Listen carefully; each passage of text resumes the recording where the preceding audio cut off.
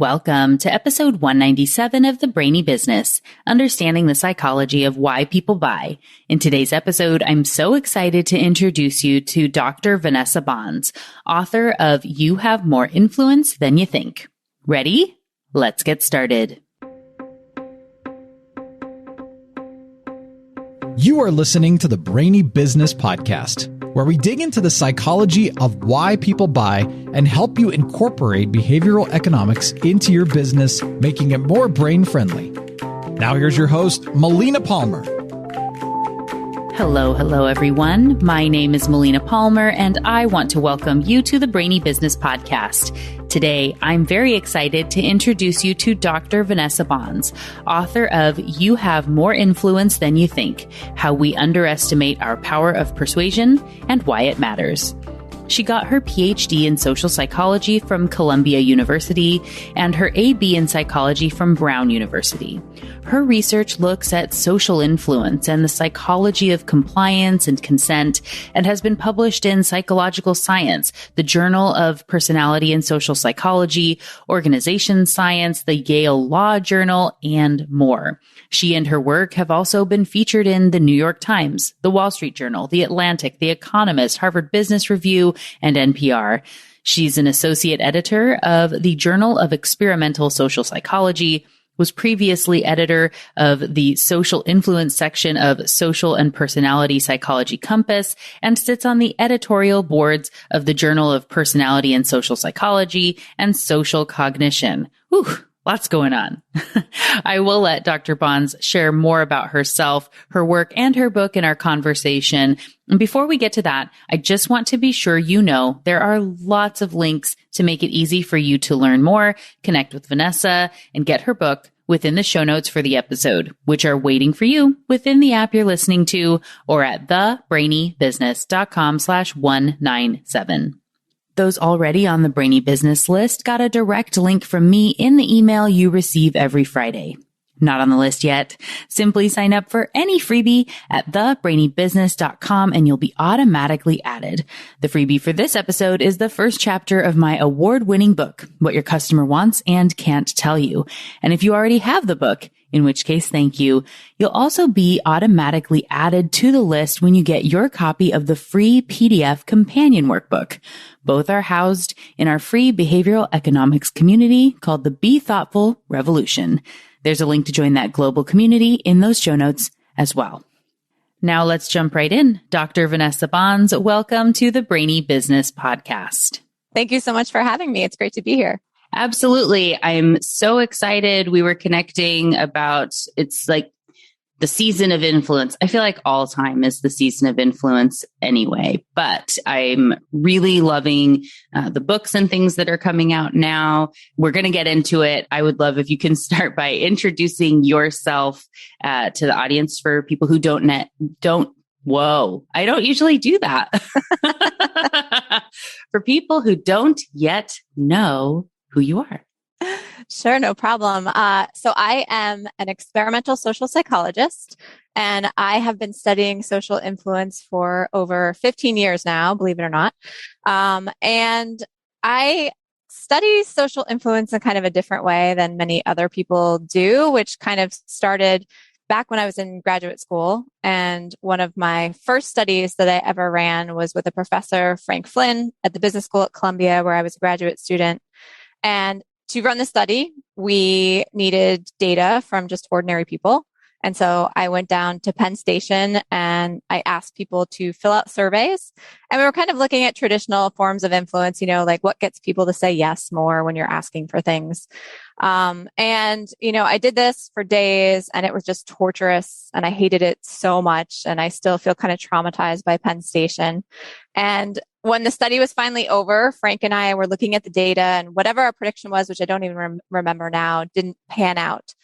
And I was so kind of distraught by the fact that the study did not work. And I was like, this was so painful to collect this data. It was so horrible to ask people over and over to fill out a questionnaire. And Frank was kind of looking at my data and he was like, you're describing this terrible experience of rejection and pain and just being totally, uninfluential basically. but I'm looking at the data and actually most people are saying yes to you in this data. And so that's where I kind of started on this journey of exploring influence in a different way than many other people have. So instead of kind of looking at what gets people to do things more or less for you, my colleagues and I tend to look at what our intuitions are about influence and how they match or most often don't match reality. So in our heads, we're like ineffective and, bumbling and people are going to reject us. In reality, that's so often not true. And so that's really kind of the piece that I've offered to the influence literature. And my book is really about that piece, the intuitions and how they match with reality. Yeah. And a main episode I'm going to be linking to in the show notes that I was thinking of like the entire time as I was reading your book really is the focusing illusion. So we're thinking, oh my gosh, they're looking at the weird shirt or whatever it is, something that you're so hung up on the thing that no one else is noticing, but it's this, they're going to say no, they're rejecting, they think I'm weird, this is so awkward, and you're all in your own head. I guess there's probably some fundamental attribution error thrown in there too, but just super stuck on something. And often the other person doesn't notice any of that at all. So maybe let's start because I kind of threw in the weird shirt. Can you talk a little bit about that? Yeah. And I'll say, in general, sort of this idea of just being, I often describe it as like tunnel vision. We just get focused on one negative thing, the possibility someone's going to reject me or this embarrassing thing someone's staring at, right? And we're so focused on that thing that we don't pay attention to all of the other things that other people are paying attention to. And really one of those main things is what's going on in someone else's head. Like, what are they actually thinking? And so the weird t-shirt that you mentioned is, of course, from a colleague of mine here at Cornell, Tom Gilovich and his colleagues, who did the spotlight effect. And the spotlight effect is basically the tendency to think that whatever embarrassing feature you think everybody is looking at, right? You think everyone's paying attention to that and judging you based on that, when in fact they really aren't.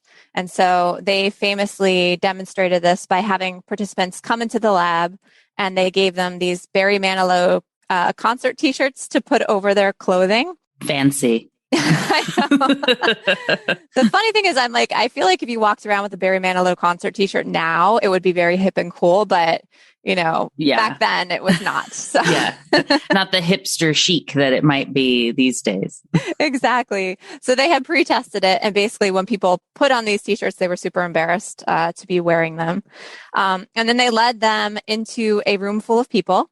And there was some cover story where it was like, oh, okay, you're going to do the study. Actually, no, we're going to take you back out of this room and have you do something else because they got started already and da-da-da-da. And then they said, how many people in that room we just walked into do you think noticed who was on your t-shirt? And then they actually surveyed the people in that room and said, how many of you noticed what was on that person who just walked in's t-shirt? And what they found was that people thought like, oh my God, almost everyone in that room noticed that I was wearing this really embarrassing t-shirt. But in fact, very few people actually noticed what was on that person's t-shirt. And so this is where they came up with this idea of the spotlight effect. You think a spotlight is shining on your most embarrassing feature and that everyone's paying attention to that. But in fact, that's not true.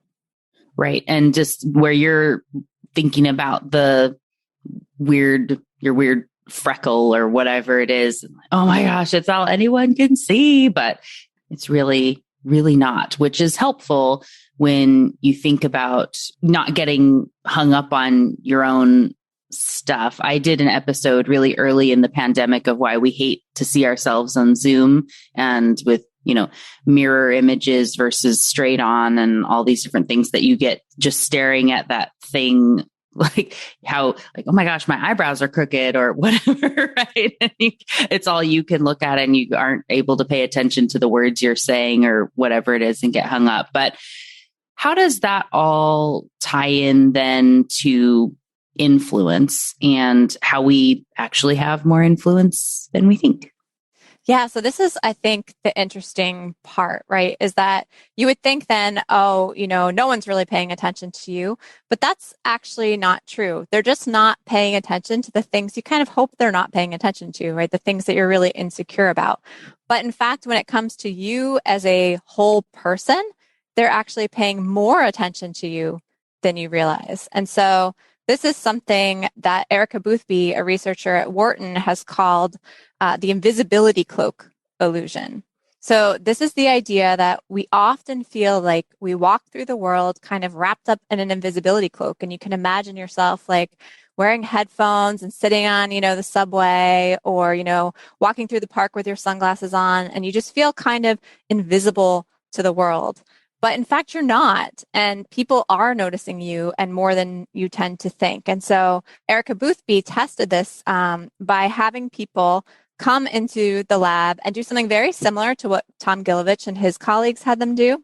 So they either put on an embarrassing t-shirt, right? Just like Gilovich and his colleagues had done, or they just wore their ordinary clothes. So they came in and there was nothing that they had to be sort of acutely self-conscious about. And she basically ran the same experiment. She asked people, how much do you think the other person in this room was paying attention to what you were wearing? Right. And then she asked the other person, how much did you notice what that person was wearing? And it turned out that when you were wearing something embarrassing that you were sort of acutely aware of, you got the spotlight effect. You thought someone was really noticing that embarrassing thing about you. But if you were just kind of wearing your ordinary clothes and going about your business and kind of you had nothing that you were particularly self-conscious about, then people were paying more attention to you and what you were wearing than you realized.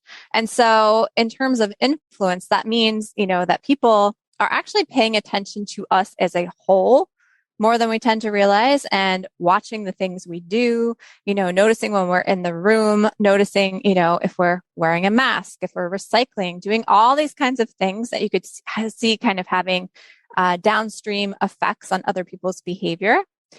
But they're not noticing these just really tiny, embarrassing flaws that are the things we worry that people are noticing. And so in the end, we are really having more influence than we think and, a more positive way often than we think.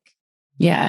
And of course, goes beyond clothing and things like that. And so what I really love is how in the book you talk about the influence of course, there's misinformation and things like that, but being able to have influence. And you talk about, so I do a lot of public speaking and how the speakers are influenced by the people in the room. And you talk about how that comes up in work scenarios and how that happens on a stage. And even if you don't say anything, so if you're a more shy person, perhaps, you may think it doesn't even matter if I'm there. It's not going to make a difference. But thankfully, it sounds like that's not the case.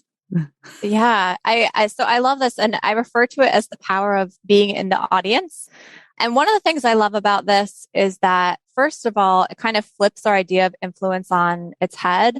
I think that we tend to have sort of a theory of influence, a personal sort of theory of influence, that it's standing in front of a, group of people, presenting up on stage, holding a microphone or making this big pitch. It's the talking, it's the act of persuasion. And that's when someone says influence, that's what we think of, right? But in fact, and I think this is really, as you said, very reassuring to know if you're more shy and you don't want to be that person in the front of the room, or, you worry about, how articulately you can sort of make a case if you speak up. In fact, influence works both ways. So it's not just that person standing in front of the room. It's also the people that they're speaking to who have influence. And anyone who's sort of been in the front of the room with their PowerPoint knows that you look around at all the faces in front of you and you are really attuned to how they are reacting to the things that you're saying, right? You notice if they're nodding along. You notice if they're looking kind of grumpy or skeptical. And as you sort of tune into the way people are reacting to the things you have to say, you adjust. So simply by sort of being there, by being a person that someone's noticing, and by, your emotional expressions, maybe some of your demographic characteristics, right? Maybe if you're, the only woman in the room, your presence makes someone talk about an issue a little bit differently. People notice that, and they do something called audience tuning. They tune their message to what they're seeing the rest of the audience sort of reacting to. When they do that, the audience is actually shaping the message that they're getting.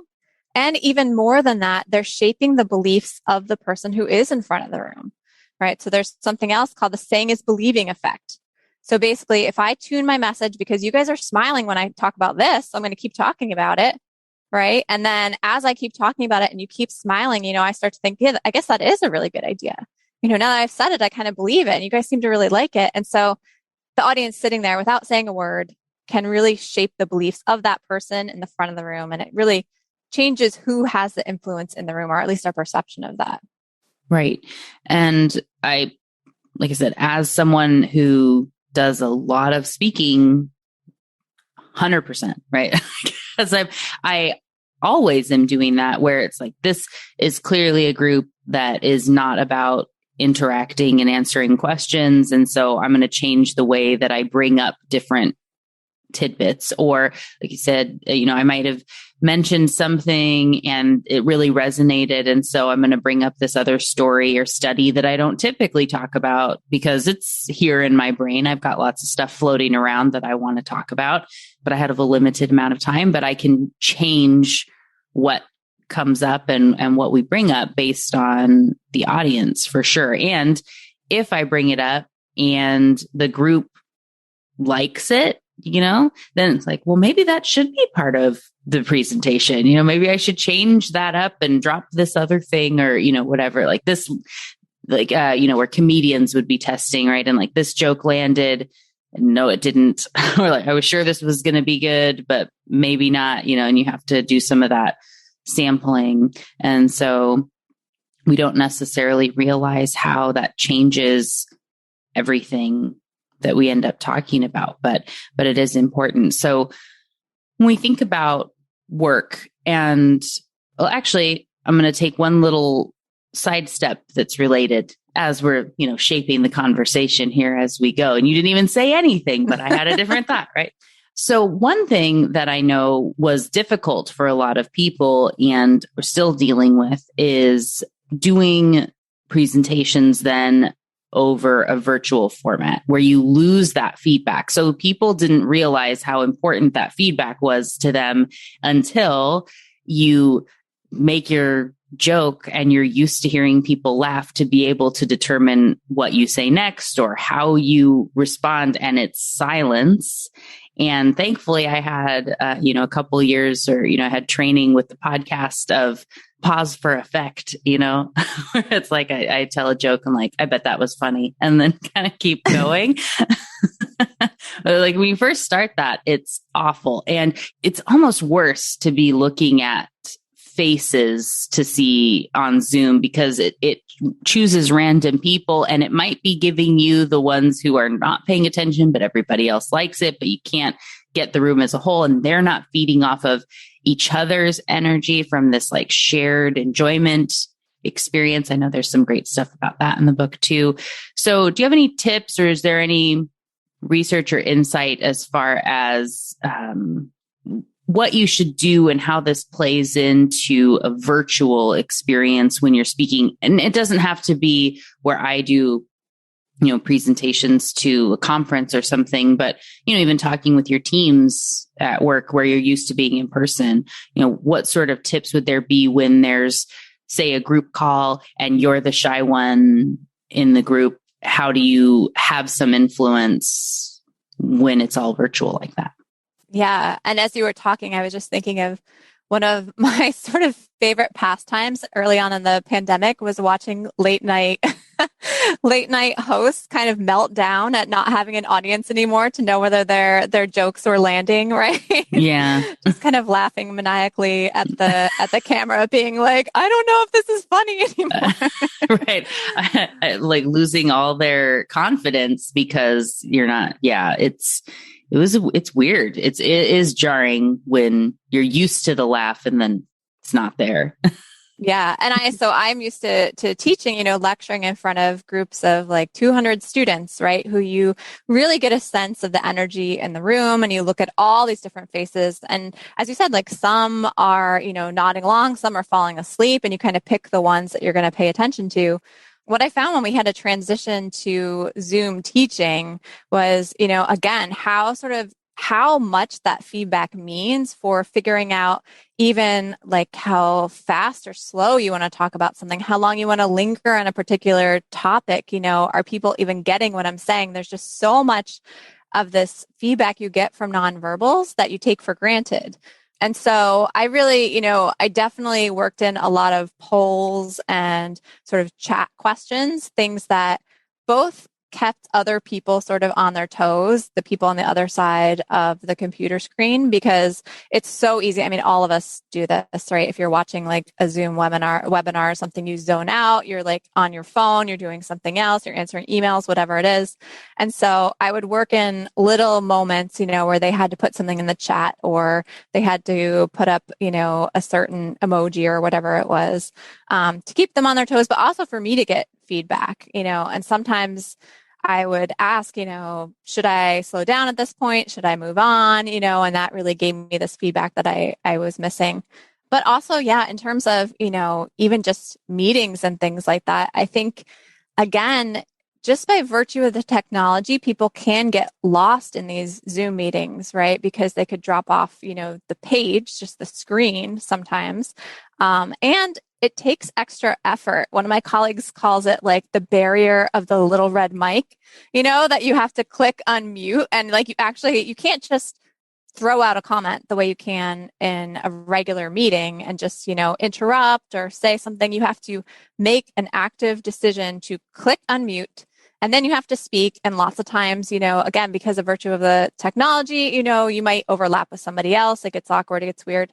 And so one of the biggest sorts of things that I found works is making everybody take turns to go around and say what they think about a particular, topic.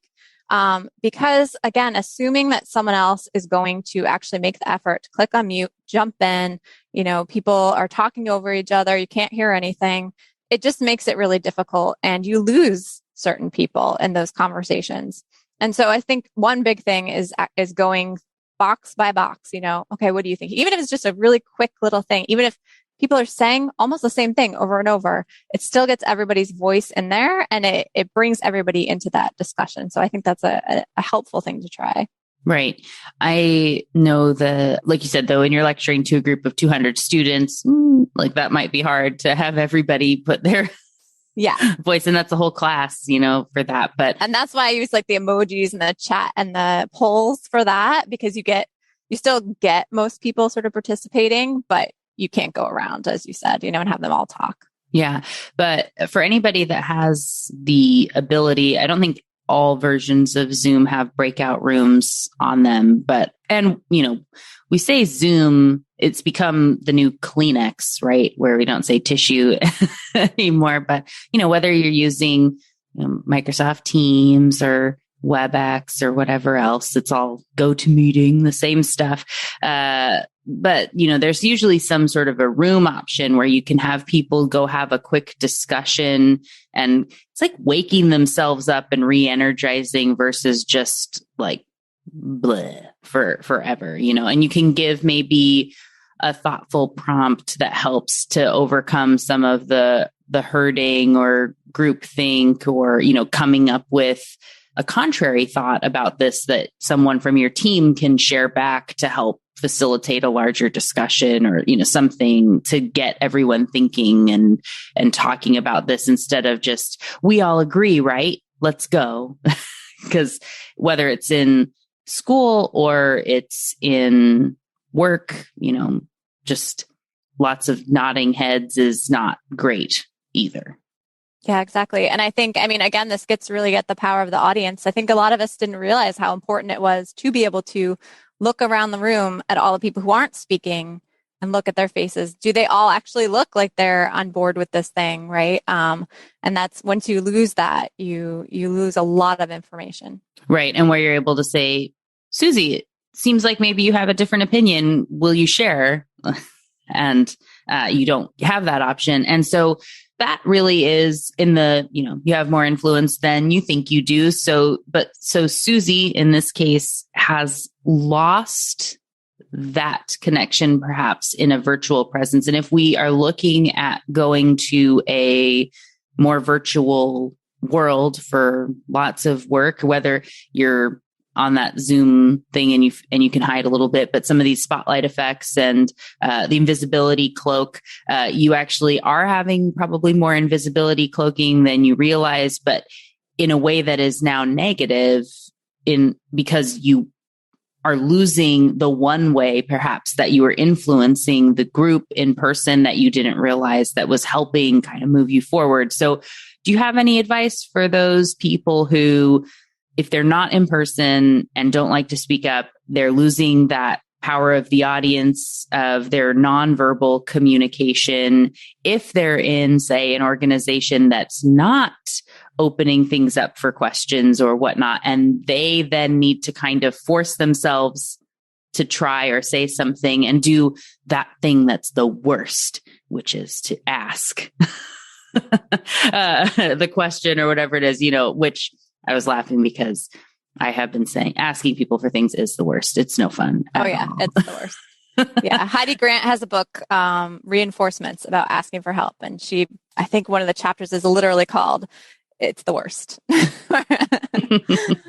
But yeah, I know it's unfortunately, I hate to be a pessimist about it. But it's true that we have lost so much of these sort of interpersonal, just informal aspects of influence by moving to a virtual environment. Like so many of these really are about being more attuned to the people in our audience or in our, proximity than we tend to realize, and being really sort of attuned to living human beings and bodies around us, right?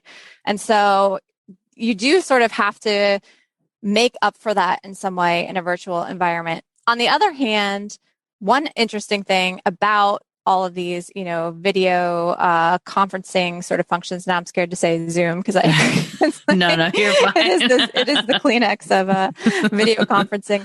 I think they all have chat functions. And one thing is that, we find it's so much easier to put, dissent or questions and all those things into a chat, right? Or like send an email. This is why lots of people will use a less ineffective means of asking for things by sending an email, because it's easier. It's easier to be rejected. It's easier to say something you might be judged for over email than actually having to speak it out of your own voice.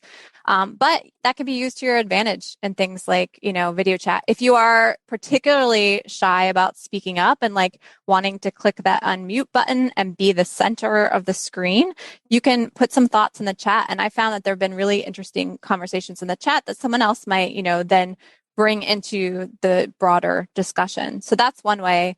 Another way is that, I've had my students who are shy about speaking in public write out what they want to say in advance, because I think that's just so helpful. And again, over Zoom, it doesn't have to be as obvious in some other contexts. You could like type it, look at it, kind of read from it, or use your notes so that you feel like you can actually get the words out.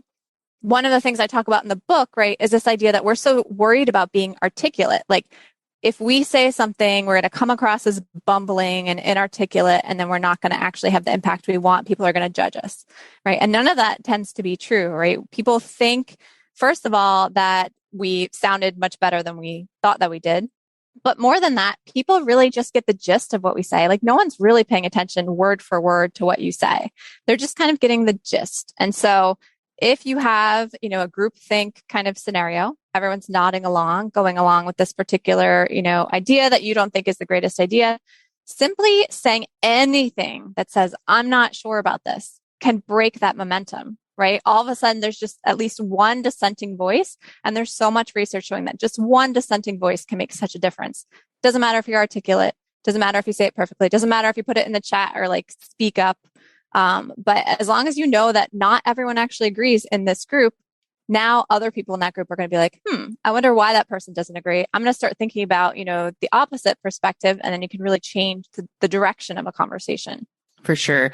I am going to be linking to the interview I did with Dominic Packer on the Power of Us. And I focused a lot in that episode. And whenever I talk about as with all the books, it's a great book. I highly recommend the entire thing. The piece about dissent, and even just this one insight that dissenting in a group is actually really hard for people to do. And it's not a sign of it. So sometimes people just like to be difficult, right? There are some of those people, but in general, it's really difficult, and people only speak up about things that they really care about. And so knowing that we should all have a better appreciation of dissent, being one thing. When you were talking, it made me think about this benefit for the thoughtful ones, in that you actually have a really great opportunity. I always like to reframe here, right? So in the past, all those people that might have spoken up over you, you didn't have an opportunity to be heard in the group. You can take your time to think about something. You have the opportunity to be thoughtful in advance, especially if people are being better about sending agendas and things for virtual meetings now, and be able to put some questions together that you have that are at the ready that you can grab and paste into the chat. Like you said, whether it's as a speaker or being part of facilitating a meeting, I always go through and read the chat. And I love to have questions come into the chat. I'm assuming it's the same for you when you're teaching. It's like, oh, yay, people are talking. I'm so excited. Someone's listening to me, that you want to see that they're engaged in what they're talking about. It actually can be really advantageous of giving them a voice where before they might have been hiding because everybody's speaking up. But this kind of the partitioning of the red mic, of giving you that stop point for all the people that would have just shouted out and felt comfortable doing that in the class, or meeting or whatever, now they won't be as likely. You're going to lose some of them in that mix because it's not worth the huge effort to hit unmute for a second and shout out into the void. So yeah, it seems like it could be a good thing. What do you think about that?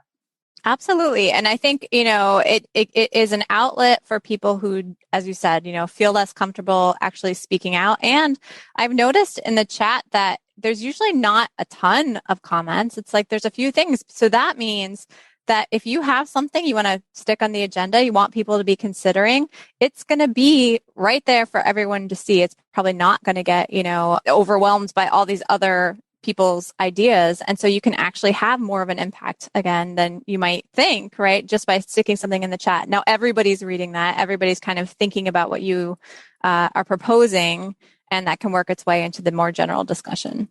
Right. Yeah. It gives you just that opportunity to be seen. And even if people don't realize it, our eyes are constantly scanning the world around us. And so if the chat's popping up, you're kind of looking, and interpreting the question. It's shaping, I would say, even more the way that people are listening to everything else that's happening and the questions that they want to ask, often based on something that comes up in the chat. Just from, when I've been in, as an attendee or something, myself, and I see a question that someone, and you go, oh, that is interesting. I wonder what my thoughts are on that. And you're thinking about that as the person that's doing the speaking. So exactly. Yeah. I like this reframe. I think it's a positive. And I think, so this is kind of a more general point that I think kind of is a theme in the book, that so often when we do something, we're so focused on how people are going to judge us for that thing. Like we're really kind of paying attention. What are people going to think about this thing that I put in there, instead of thinking about how that thing we did or said impacts other people. And so I think this is a really good example of that. We're so worried about speaking up, about saying something about whatever we're going to write in the chat, but actually people are going to spend less time judging us for that and more time thinking themselves about the substance of what we said, right? What we actually asked. And we are going to have that impact in their heads. That's actually much greater than any way they're going to be judging us for what we said. Yeah. So as we're rounding out our conversation here, I guess bringing it to the question of why does that matter? Why does it matter if I have influence in maybe it's not every meeting, but like, does it matter to everyone Should it? Why does it matter? Why is this important for people? Yeah. So the book is kind of divided into two halves, I think of it. The first half is this kind of happy, typical self-helpy kind of book half where it's like, this all matters because there's opportunities you might be missing, right? Because the research shows that people like us more than we think. They listen to us more than we think. They believe the things we say more than we think. And they're more likely to do things for us than we think, right? And so for all those reasons, anytime that we're holding back and not asking for something or asking for less than maybe we should, or holding back from saying something because we don't have the perfect articulate way to phrase it, or even just, doubt whether we should show up to the meeting at all, right? In all those cases, we may be missing opportunities to have a real impact by saying those things, asking for those things, showing up to those meetings, right?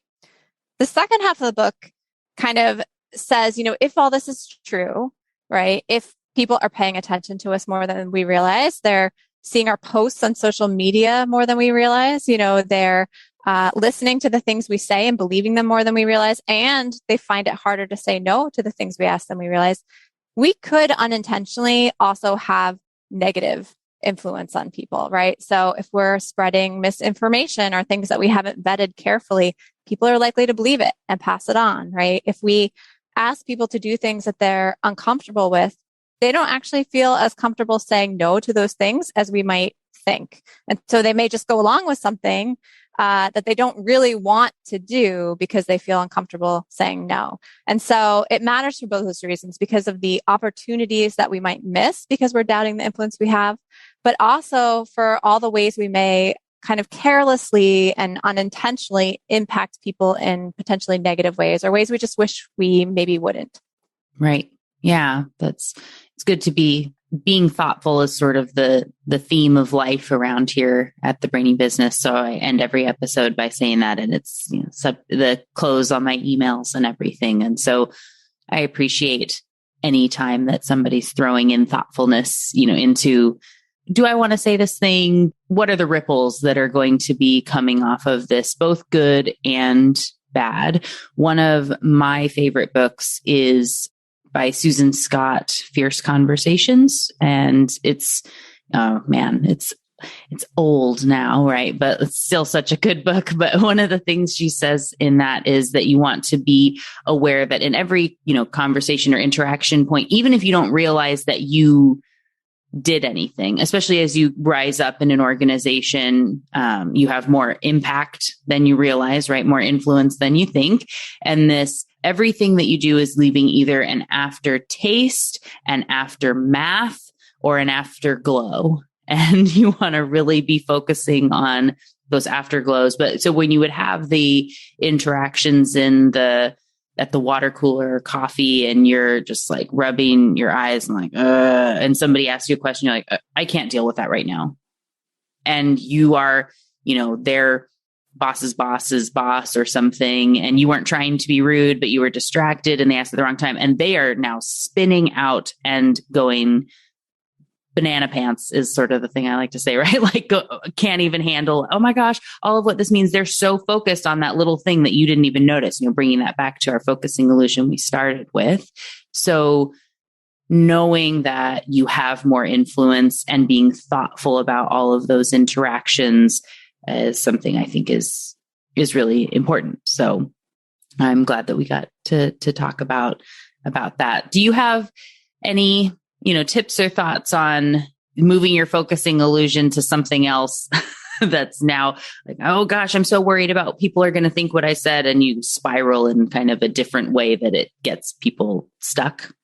I mean, I think it's really about being mindful, it's not obsessing. Like the research I review really says, we are too hard on ourselves when it comes to people judging us. Right. So again, when we go into a situation and we interact with someone, we're so focused on how they might be judging us. And we really obsess and spiral about those kinds of things. But we're much less attuned to how we might be impacting them. And the things that we say are kind of reverberating in their heads after the fact. Right. And even especially when we're in positions of power. So one of my colleagues likes to say that a powerful person's whisper sounds like a shout. right? So even these like little throwaway comments when you're in a position of power really are meaningful, really get stuck in people's heads. And so I think it's about refocusing in that way, not focusing on other people's judgments of us, but being mindful of the impact our words and actions are having on other people. And I think that's less likely to make us spiral in this negative way and more likely to make us mindful about the things that we say because we're not so worried about our own, personal ego. Yeah. I'm so glad that you said the shout thing, which is in a totally different context to what it reminded me of a piece that was in your book. So everyone, it's so well crafted throughout the book that you go through a chapter and it's like, oh, that's so interesting. And then it's got the next section, like, that's such an interesting little tidbit and like good little stories. It's got a nice, like a clip to it where it feels almost like the kind of Dan Brown of like next section, like, oh, that's so good. You want to get to the next thing. But so one of those little pieces, and you just barely mention The Devil Wears Prada in a different context too, I think, but it made me think about how, and you talk about people tend to shout when they feel like they don't have influence and that, speaking louder when you don't have that confidence. And I remember hearing Meryl Streep talk about playing the part of Miranda Priestley and how everyone expected, and it might have actually been Anne Hathaway talking about this, but you expected to come in on the first day of shooting and for Miranda to have this like booming, yelling at you voice to exert her authority. And she actually spoke incredibly quietly and focused with what she had to say. And like you were saying, it was terrifying, like being in the room. And, Meryl Streep, was saying how all the very powerful men, like they don't yell like that she had seen. And so trying to emulate some of that, where forcing people to lean in to hear you speak and having that confidence of not, shouting is not really influence, but when you have that confidence to just exist in whatever it is that you're saying, I don't think that you got to that point in the book, but do you have I don't know if you've even heard that story, but do you have any thoughts on that? I hadn't, but that makes so much sense. I mean, I do have a section where I talk about how shouting really is born of underconfidence, right? That we shout when we think nobody's listening. But if you're Miranda Priestley and you're sitting at that desk, you assume everyone's listening. And so you don't need to shout. Of course not, right? And I love that. That is such a great story. Yeah. And being able to own whatever it is, right? Having confidence shows through of being able to just say, this is me and this is what I have. And if you shout, people go, why are you yelling? Like there's something going on over here. So know that keeping that calm and collected can be valuable, of course. So as we wrap up, do you have anything that you wish that I would have asked, or a story or a study or putting a bow on it? This is your like choose your own adventure moment to kind of pick, how we kind of close things out. Sure. I will kind of sum up one of the main themes, I think, throughout the book and one of the interventions I offer at the end to try to address it. And so I'd say that a major theme is that so much of our tendency to underestimate our influence comes down to what we see and what we don't see, right? So when we look around a room, we don't see people looking at us because as soon as we look at them, they look away, right? It's called gaze deflection. So we think people aren't looking at us. When we make a suggestion for something someone should do, and they take that suggestion a week later, we're not there to see it. When we say something and it really sticks in someone's minds, we can't see inside their mind. And when we're in an interaction with other people, just by virtue of our physiology, we're looking at that interaction through our own two eyeballs, and we see everything those people are doing and everything they're doing to one another and everything they're doing to us. But what we don't see is ourselves, right? And so for all of those reasons, we don't see the ways in which we are impacting people all the time. And so one of the interventions I talk about at the end of the book is a way to kind of get out of your own head. And this comes from Eli Finkel, who wrote a book called The All or Nothing Marriage. So it's actually a technique for couples, right? And he looked at this technique where he had newlyweds who ordinarily, sorry to depress everyone, have a decrease in marital satisfaction over their first year post-marriage. And so he was curious, can he keep newlyweds from experiencing that decrease in marital satisfaction? And so he had them do this really simple technique where 3 times over the course of a year, he had them write for 7 minutes about a fight they had had with their partner from a third party perspective. So recall a fight that you had with your partner, but recall it as if you were a friend who, thought the best of both of you and, was watching this fight. And that really forces someone to get out of their head and see the ways in which they might be contributing to a dynamic, right? When we usually put ourselves back in like a fight or an interaction, we put ourselves right back in our own body looking at everybody else. But that forces you to get out and see what you're doing, how you're impacting other people. And interestingly, there's this phenomenon I mentioned, people like us more than we think they do, called the liking gap. If you show a third party video of 2 people interacting, they're accurate about how much those 2 people like each other. So that third party perspective can be accurate. And some other studies that Erica Boothby, the researcher at Wharton, and I did, we had people give compliments to other people, and they underestimated how good those compliments would make someone feel. When we asked a third party, how good would those compliments make someone feel? They were accurate, right? So if you can find ways to get out of your own head and sort of reflect on the things that you're doing, you can be more accurate and more aware of the influence you have. And a really simple way to do that is just this simple exercise where you imagine or write about, a recent experience where you are taking this outsider perspective and visualizing yourself and all the things you did and contributed to that situation. It makes me think a lot of, I really love Dove's Real Beauty campaign. I don't think I've seen any of them that I haven't resonated with, but where they have the, people drawing a picture of someone and like what you expect they're going to be drawing of you. And it's so beautiful compared to what you were thinking, and what words you would use to describe someone were so much nicer than what people expected they would say or what they were going to be worried about. I think it's very rooted in all of the, psychology that, we're talking about here and what's in the book, and knowing that what I get from the book and all the great insights really is this: people like you more than you think that they do. And you've obviously said that, and don't get hung up on whatever you think is bad. Just forget about it. And I know it's easier said than done, but try not to get hung up on the thing. I talk about that in that episode about why we hate seeing ourselves on video.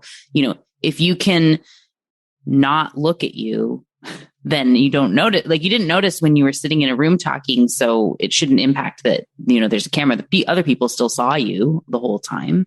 But also knowing any of the times that somebody comments or shares your post on social media or says, hey, thank you so much for providing that feedback. It helped me in this future meeting. That you probably remember someone that said something like that to you 5 years ago because it's so impactful. So why not just tell people more that they're having this great impact on you, showing them that they have that influence, can have hopefully a good, ripple that goes through the world of helping more people to share and, spread that kind of gratefulness around.